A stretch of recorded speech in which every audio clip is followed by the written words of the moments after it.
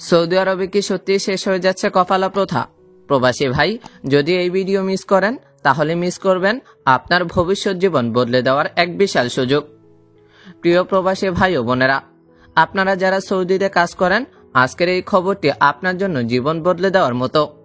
বহু বছর ধরে চলা কফালা বা স্পন্সরশিপ প্রথা, যা অনেক সময় প্রবাসীদের জন্য হয়ে উঠত বন্দিশালার মতো, সেই কফালা ব্যবস্থা কি এবার সত্যি শেষ হয়ে যাচ্ছে? চলুন যাচাই করে দেখি আসল সত্যটা। 2021 সালে সৌদি সরকার প্রথম বড় পদক্ষেপ নেয়। কর্মচারীরা চাকরি বদলাতে পারবেন, কফিলের অনুমতি ছাড়া সৌদি ত্যাগও করতে পারবেন, শুধু নির্দিষ্ট শর্ত পূরণ থাকলেই হবে। এই নিয়ম এখন কার্যকর এবং অনেকেই এর সুবিধা পাচ্ছেন। কিন্তু প্রশ্ন হলো, এটা কি পুরো কফালা ব্যবস্থারই শেষ?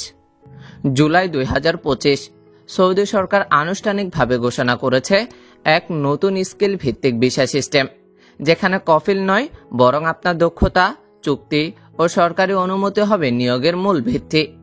এর মানে হলো কফালার নির্ভরতা কমানো হচ্ছে ধাপে ধাপে। তবে এটা সব কর্মীর জন্য এখনো প্রযোজ্য নয়। গৃহকর্মী বা কৃষিজ শ্রমিকদের এখনো স্পন্সর দরকার হচ্ছে। সত্যটা হলো, কফালা প্রথা এখনো পুরোপুরি বাতিল হয়নি, তবে সরকারের পক্ষ থেকে এটি ধাপে ধাপে বিলুপ্ত করার কাজ চলছে। অনেক ক্ষেত্রে এখন আপনাকে আর কফিলের অনুমতি নিতে হয় না, কিন্তু কিছু পেশায় এখনো সেই পুরনো নিয়মই আছে। তাহলে আপনি এখন কি করবেন? আপনার প্রফেশন চেক করুন, আপনি কি সেই ক্যাটাগরির মধ্যে পড়েন।